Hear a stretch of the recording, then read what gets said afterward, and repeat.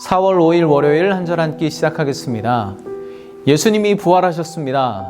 오늘 여러분이 만나는 많은 분들에게 예수님의 부활의 소식을 전해 보시기 바랍니다. 내가 살아난 후에 너희보다 먼저 갈릴리로 가리라.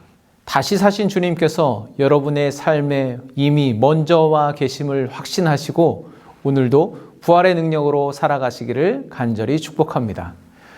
네, 오늘부터 출애굽기 7월까지 대장정을 시작해 보려고 합니다.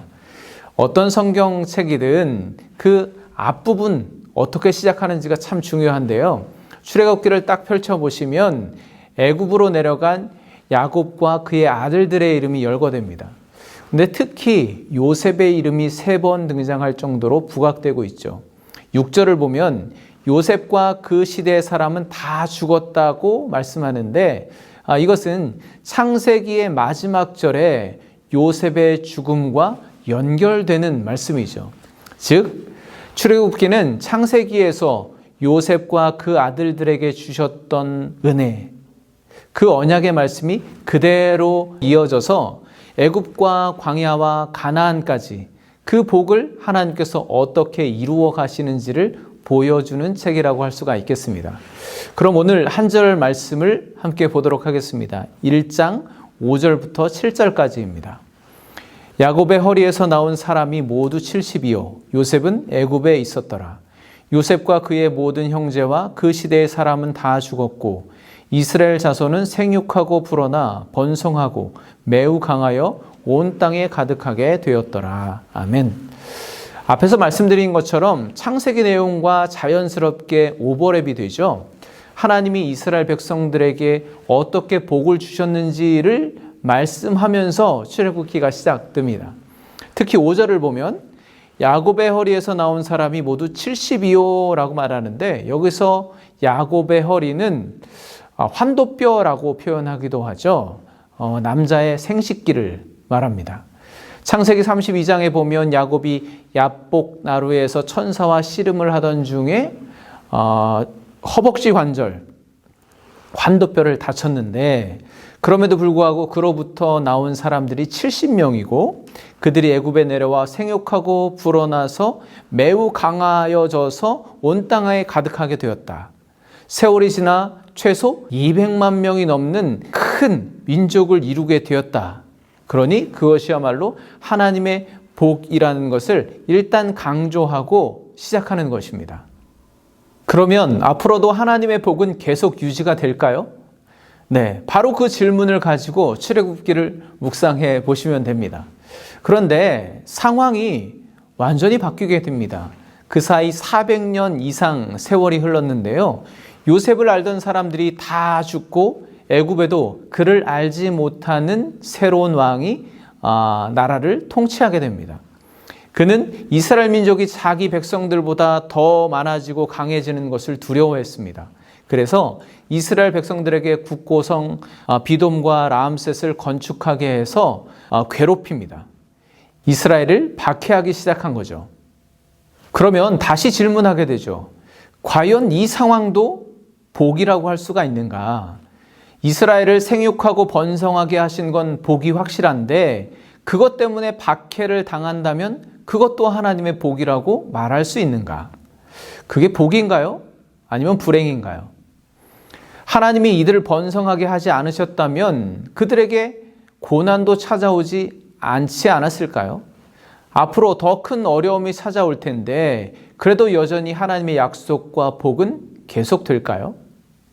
이것이 출애굽기에 등장하는 이스라엘 백성들이 가졌던 질문이고 또 오늘날 우리가 계속 가지고 있는 질문일 겁니다. 네, 지금 온 세계가 겪고 있는 이 어려움 가운데 우리 민족과 교회 앞에 닥친 위기 가운데 또 우리 개인의 삶에 들이오고 있는 이 문제 가운데 우리가 불행이라고 느끼는 이 상황 속에서 도대체 하나님께서는 우리로 하여금 그럼에도 불구하고 하나님의 언약은 변함이 없고 하나님은 우리를 버리지 않고 함께 하시며 복 주시는 분임을 어떻게 확신하게 하시는지 그것을 출애굽기를 통해서 우리가 찾고 확인할 수 있는 그런 은혜가 있기를 간절히 축복합니다.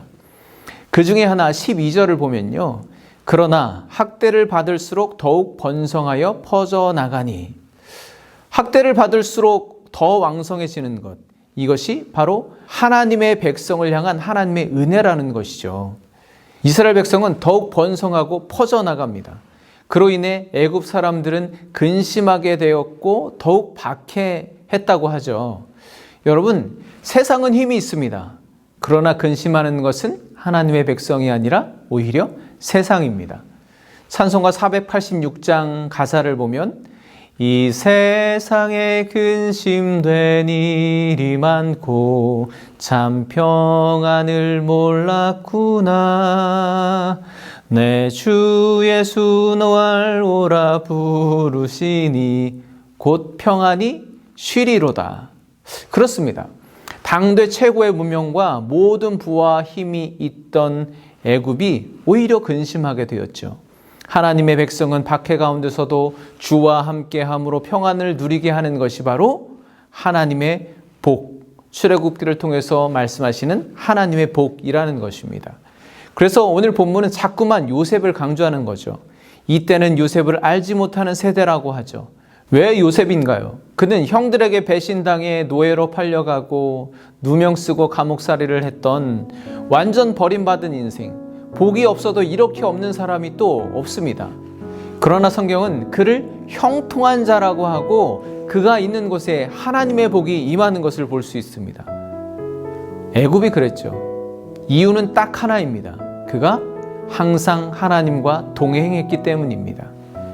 그런데 문제는 이 시대가 요셉을 알지 못하는 세대라는 것이죠. 애굽이 그랬고 이스라엘 백성도 마찬가지였습니다.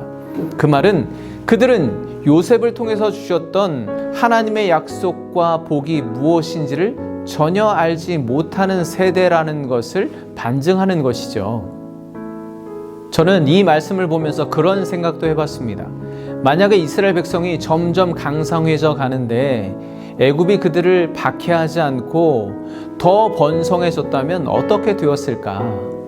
아마도 그들은 영원히 애굽을 떠나지 않고 그것이 주는 평안함과 안락함을 누리며 계속 거기 머물러 살려고 했을 것입니다. 그러면 결국 애굽을 떠나도록 계획하신 하나님의 뜻에 불순종하는 결과를 초래했겠죠. 애굽의 것을 누리느라 하나님께서 주실 복을 결코 누리지 못하게 되었을 수도 있다는 것입니다. 그렇게 보면 애굽의 박해도 하나님이 준비하신 놀라운 복을 누리기 위한 과정이었음을 알 수가 있는 거죠. 여러분, 앞으로 출애굽기를 통해서 펼쳐질 여러 상황과 변화 가운데서 과연 하나님은 어디에 계신지, 또 그분의 약속과 복은 정말 살아있고 유효한지, 그리고 그것이 내 삶 가운데도 적용될 수 있을지 찾아보시고 확인해 보실 수 있기를 간절히 축복합니다. 오늘은 마무리 기도함으로 마치도록 하겠습니다. 하나님 아버지, 예수님의 고난과 십자가 죽으심을 통해 부활의 영광을 누리게 하시니 감사합니다. 출애굽기 묵상을 시작합니다. 과거 애굽에서 살던 이스라엘처럼, 광야를 지났던 그들처럼 지금 우리가 살아가는 세상과 우리의 삶도 살아계신 하나님의 약속을 의심하게 합니다. 그러나 이 상황 속에서도 여전히 당신의 언약에 신실하셔서 우리를 위해 구원을 이루시는 하나님을 경험하는 복된 여정이 되게 하여 주시옵소서. 부활이요 생명이신 우리 주님 예수 그리스도의 이름으로 축복하며 기도합니다. 아멘. 여러분, 출애굽기 기대되시나요? 저와 함께 애굽과 광야 묵상의 길로 가 보시기 바랍니다. 감사합니다. 내일 다시 뵙겠습니다.